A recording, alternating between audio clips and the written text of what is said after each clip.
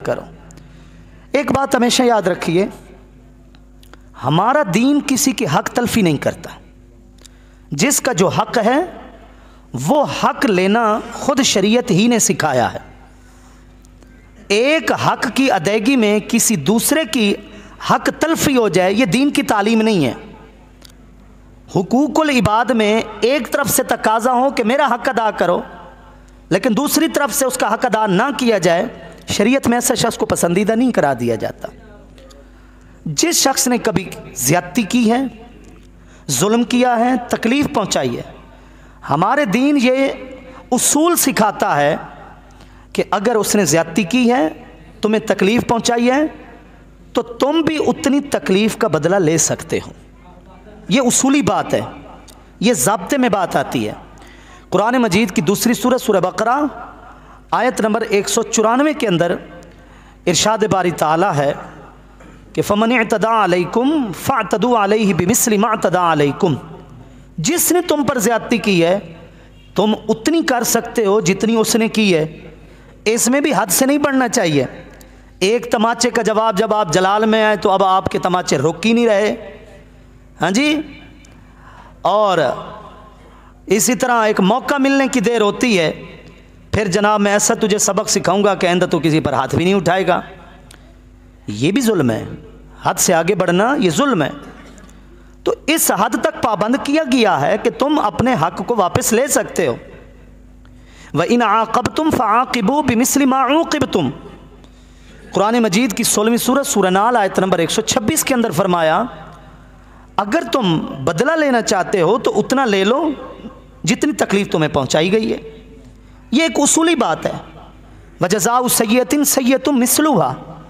कुरान मजीद की 42 नंबर सूरह सूरह शूरा आयत नंबर 40 के अंदर फरमाया, सय्या का बदला उस जैसी सय्या से है, बुराई का बदला उतनी ही बुराई से है, उससे ज़्यादा नहीं।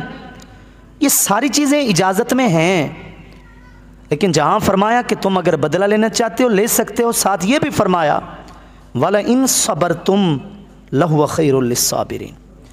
लेकिन अगर तुम सब्र व तहम्मुल से काम लो, बदला ना लो, तकलीफ़ के बदले तकलीफ़ ना पहुँचाओ, तो फिर सब्र करने वालों के लिए ये बहुत बेहतर खूबी है, बेहतर आदत है। फरमाया वजज़ाउ सय्यतिन सय्यतुम मिस्लुहा। तकलीफ़ के बदले तकलीफ़ ज़रूर है।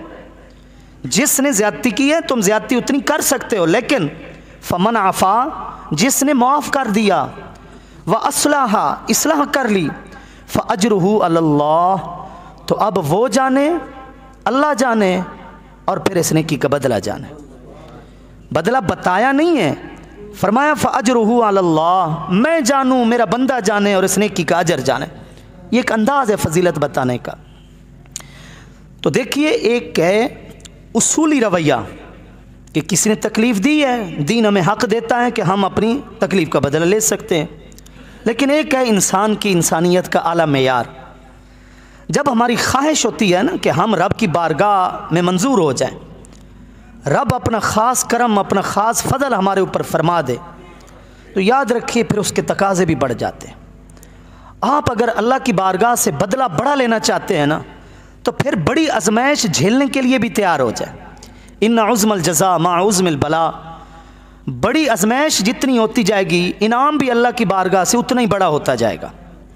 बुज़ुर्गान दीन जो अल्लाह के ख़ास औलिया मुक़र्रबीन बन गए, सालिहीन बन गए, उसके नेक बंदे बन गए, अल्लाह ने अपनी कायनात का निज़ाम उन्हें दे दिया। वो कैसे? उन्होंने सबसे बढ़कर जिस बात पर ज़ोर दिया वो ये था कि उनका आला वस्फ़ ये था कि उन्होंने हमेशा माफ़ी तलाफ़ी से काम लिया, दरगुजर से काम लिया। हुज़ूर ख्वाजा खाजगन ख्वाजा मोइनुद्दीन चिश्ती अजमेरी अलैहिर्रहमा की बारगाह में एक बंदा बैठा है, महफ़िल में बैठा है, और अपने पास वो औज़ार भी लिए बैठा है, पूरा कत्ल करने के इरादे से आया बैठा है कि जैसे ही मैं मौका पाऊँगा तन्हाई में तो मैं वार करके काम तमाम कर दूँगा हज़रत का, बहकावे में आकर, हसद में आकर, कुछ भी। लेकिन आपको बज़रिया कश्फ अल्लाह रब्बुल इज़्ज़त ने दिल के ऊपर इस ख़बर को वाज़े कर दिया।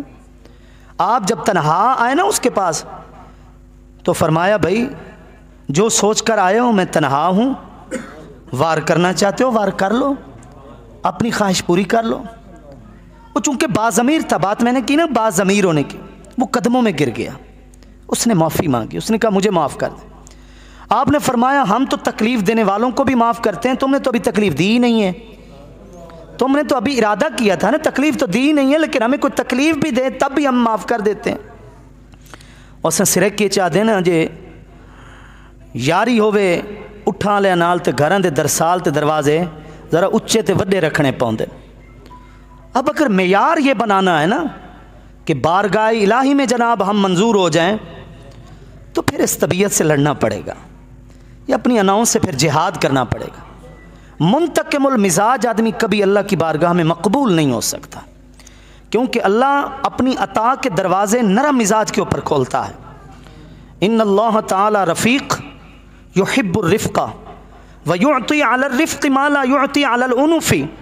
हज़रत आयशा सिद्दीक़ा रज़ियल्लाहु ताला अन्हा फरमाती हैं, आप अलैहिस्सलातु वस्सलाम ने ख़ास नसीहत भरे अंदाज में फ़रमाया कि अल्लाह ख़ुद भी नरम है, नरमी को पसंद करता है, और जितनी वो मेहरबानी नरम मिजाज आदमी के ऊपर करता है, इतना वो फजल सख्त मिजाज के ऊपर नहीं करता।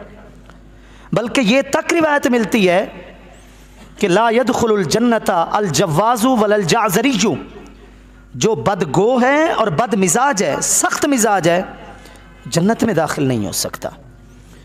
इसी तरह जिसे नरम मिजाजी की दौलत मिल गई, उससे सब कुछ मिल गया। यूँ समझे उसने एक अल्लाह की बारगाह से राब्ता जोड़ लिया कि इस एक अपनी अच्छी आदत की वजह से वो अल्लाह की नेमतों को ले रहा है।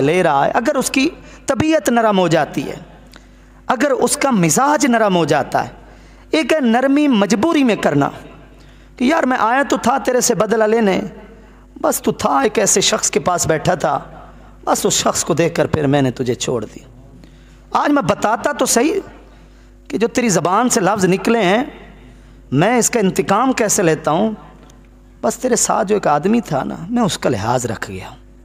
ये मसनूई है। इसका मतलब है आपकी तबीयत ने गवारा नहीं किया माफ़ करना, आप किसी और मजबूरी के बायस ये काम कर रहे हैं। और अल्लाह ताला को वो बंदा पसंद है जिसकी तबीयत माफ़ करने वाली हो, जिसका मिजाज माफ़ करने वाला हो। इसलिए फरमाया आप अलैहिस्सलातु वस्सलाम ने कि मन उतिया हज़्ज़हु मिनर रिफ़्क़ फ़क़द उतिया हज़्ज़हु मिनल खैर। फरमाया जिसे नरमी से हिस्सा दिया गया है ना अल्लाह की बारगाह से, अल्लाह बांटता है, और अल्लाह के बटे हुए में से जिसको नरमी का हिस्सा दिया गया है वो ये समझ ले कि उसे खैर ही खैर दी गई, उसे बहुत बड़ी भलाई दे दी गई। तो तबीयत को नरम बनाने की कोशिश करें। तबीयत जब नरम होती है, मिजाज जब नरम होता है, तो फिर बंदा आर्जी तौर पर किसी मजबूरी में आकर किसी को माफ़ नहीं करता, बल्कि उसकी आदत ही यही होती है, वो इंतकामी बंदा ही नहीं रहता। लोहा नरम होकर हमेशा औजार बन जाता है, और सोना नरम होकर जेवर बन जाता है।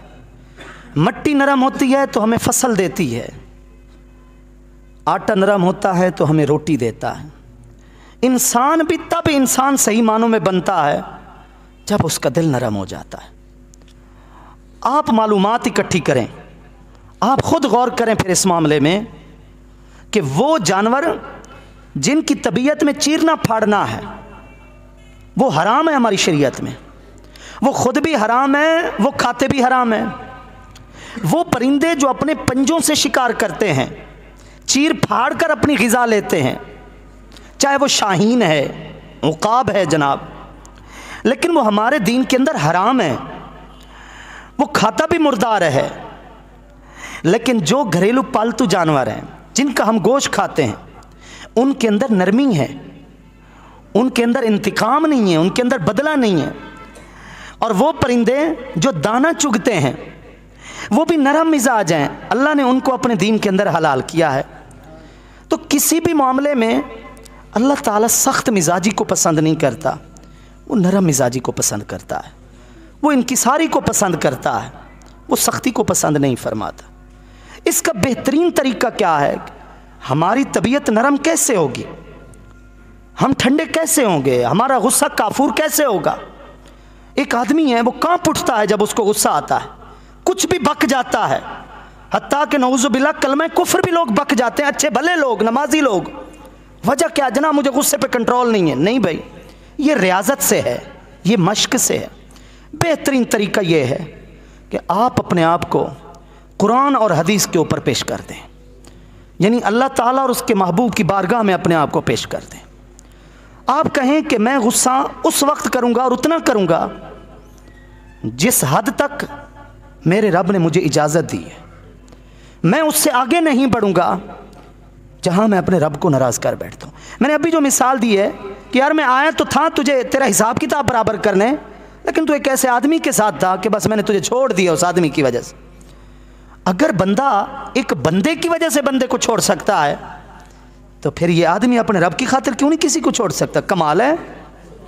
सोचे ना कि मैं बदला लेना चाहता हूँ, लेकिन जिससे मैंने बदला लेना है वो किसी मोतबर मुअज़्ज़ज़ शख्सियत के साथ है, मैं कहता हूँ यार एक अच्छे आदमी के साथ था, जा तुझे छोड़ रहा हूँ। तो मतलब इतनी तो है ना हमारे अंदर सोच समझ के एक आदमी को किसी और आदमी की वजह से हम छोड़ रहे हैं, तो फिर मुस्तकिल किसी आदमी को रब की खातिर क्यों नहीं छोड़ सकते?